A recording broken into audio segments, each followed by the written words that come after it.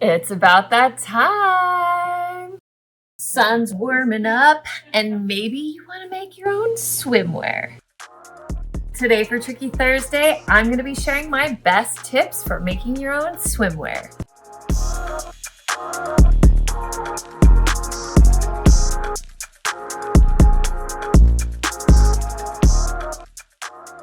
Welcome back to my channel. My name is Trisha, owner of Creative Costume Academy. I have declared it my mission to help stitchers and sewists learn the easy and fun ways to make their own patterns, learn how to fit, and learn a little bit about stretch sewing. That's what we're going to be talking about today in today's Tricky Thursday.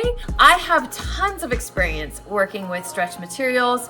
For those of you who don't know, I come from 20 years plus experience making costumes for big theatrical productions such as Blue Man Group, Cirque du Soleil, Broadway shows, and everything in between. I lived in Vegas for 11 years, and most of my time there was spent making unitards and leotards for acrobats. I have a lot of experience in this area in particular, and I know it's coming. It's getting warm outside, it's getting nice. Maybe you want to get ready to go to the beach and make your own swimwear. So that's what we're talking about today. I bet if you're watching this, you're a lover of sewing because you like to express yourself through the things that you wear, or you like to make things that are uniquely you and fit your beautiful body exactly the way you want. So these are the reasons why you might want to consider making your own swimwear. Now, I know a lot of people get scared when it comes to working with stretch fabrics, and not all knits or stretch fabrics are considered equal.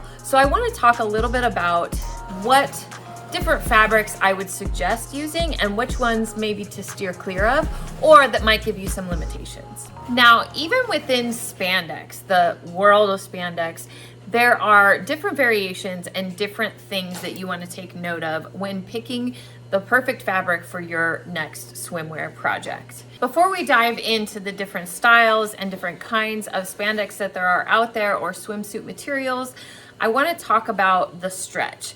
So most stretch fabrics, or all stretch fabrics rather, you're going to either have a two-way stretch that only stretches in one direction. So sometimes it's referred to as one-way stretch. And then you have four-way stretch, which means it stretches up and down and left to right. So that would be four-way stretch. Or if they're referring to the two-way stretch as one-way stretch, then that would be you know what I'm saying? So either it stretches in one direction or it stretches in all the directions. A lot of spandex material that you will find out there that you're going to want to work with is going to already be the four-way stretch. So you should be good there. But if you do want to use a two-way stretch, you find a fabric that you absolutely fall in love with, it is possible. And typically you want the most stretch to go around the body. And that's true in the case of four-way stretch as well.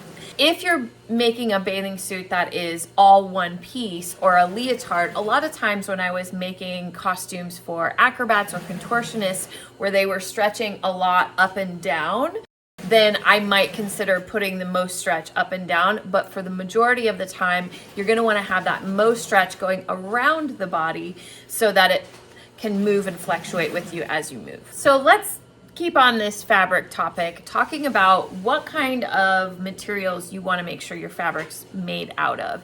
Now, most of the spandex that's out there, and probably 90% of the bathing suits that you could go and buy in the stores, are made out of a nylon spandex.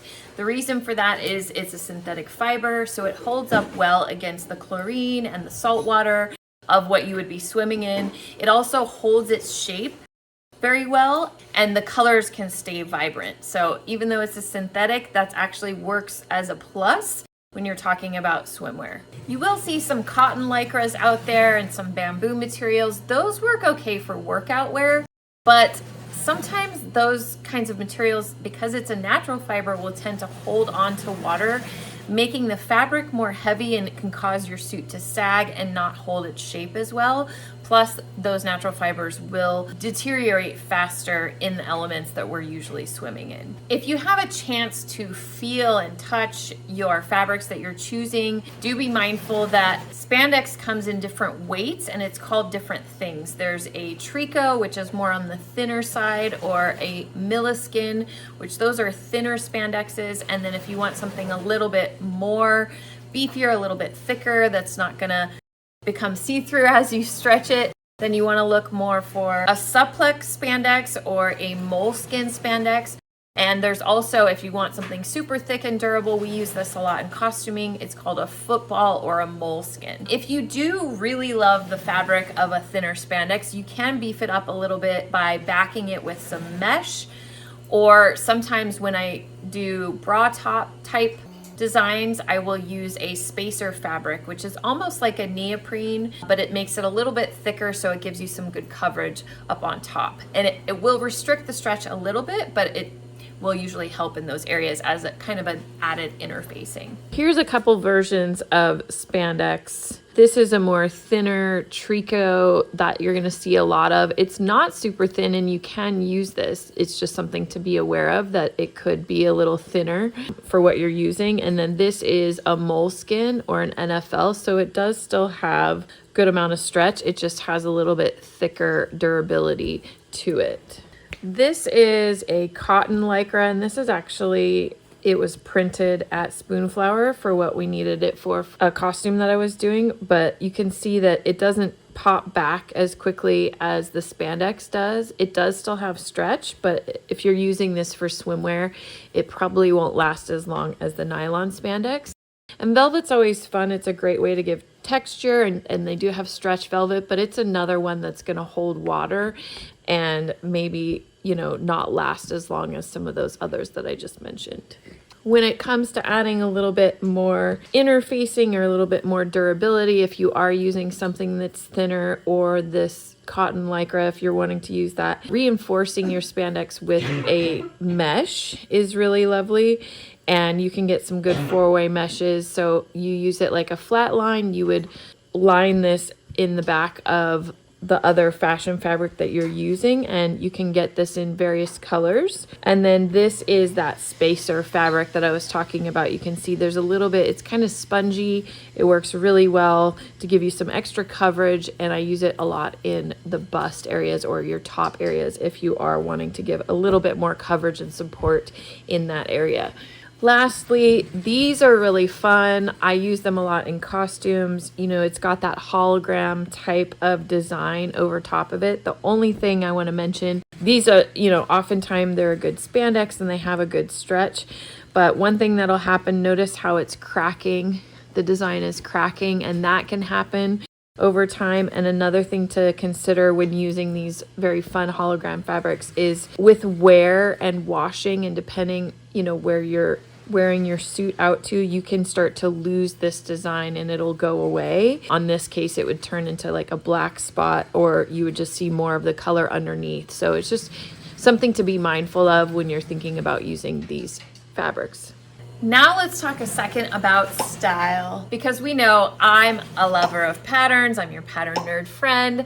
So of course, I always like to make the style or the design a little bit unique to what I'm looking for when I've made bathing suits in the past. There are tons of bathing suit patterns out there, and you can really just change a little bit here and there. There's two-piece styles, there's one-piece styles, there's little cutouts and fun things that you can do with that.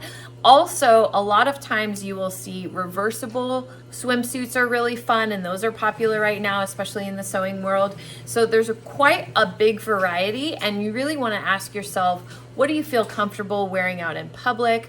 What kind of colors look good on you that will look good wet and dry? And what kinds of fabrics will go well with that look? A lot of times people ask me, what do I recommend for certain patterns? And unfortunately, most of the time I'm making my own patterns, but I do see a lot of my sewing friends out in the world using some really cute accessible patterns. So I would say do a good quick search on Instagram or YouTube and find your favorite styles, and then go and check out those patterns. A lot of them are often size inclusive as well. And then if you want to get fancy or make your own patterns, then you know where to find me. Another thing that you're gonna wanna consider is elastics. So the spandex itself, it stretches and it will hold its shape depending on what kind of style you're going for, but it's a really good idea to introduce elastics and have those help you hold the shape and hold the swimsuit onto your body. So there's plenty to talk about. I've narrowed it down to the ones that I find the most helpful, the ones I've used the most in my business, and the ones that I like or have seen other people use as well. So let's go over to the table and I'm going to share with you what I like to use these specific elastics for. So these are some common elastics that you're going to see. This is a knitted elastic. It's got a good amount of stretch and it's thin enough that it works nicely to use in swimwear.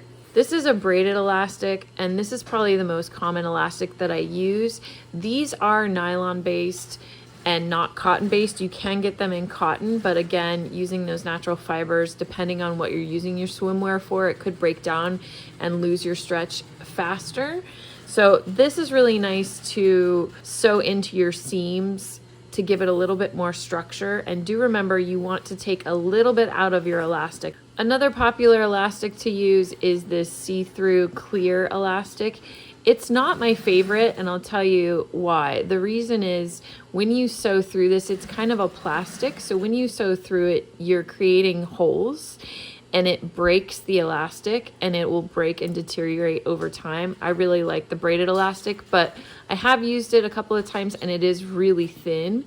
So if you're wanting something very inconspicuous, then that can work really nicely, that see-through elastic. Another elastic that I use on some costumes mostly, but it could work nicely on swimwear as well, is this silicone elastic. It's an elastic that has a bead of silicone. It works really nicely on the leg line so that you're not riding up. If you had a shorts design, this would be nice to have on the hem of your shorts so that it would keep it down and it wouldn't roll up on you. It's a little bit tricky to install. I do have a Tricky Thursday showing how to install that silicone elastic, but it works really well for holding things in place. It also can work well along the top edge of the bust, especially if it's a strapless. So that's a good one to know about and have on occasion. Lastly, I want to talk about stitches. What kind of stitching do you want to be using on your swimwear that you're making? Now, there's kind of 4 basic ones that I would say should be your go-to stitches. You can use other things. You can even use a straight stitch in certain cases. But I would say number 1 is your serger. If you do use your serger, you want to make sure that you have it tensioned so that it works for stretch. And you can do this usually finding it in a manual. You want to increase that differential feed. If you're a serger nerd, you might know what I'm talking about. You can ask a technician, or sometimes in your book, it will tell you how to do that.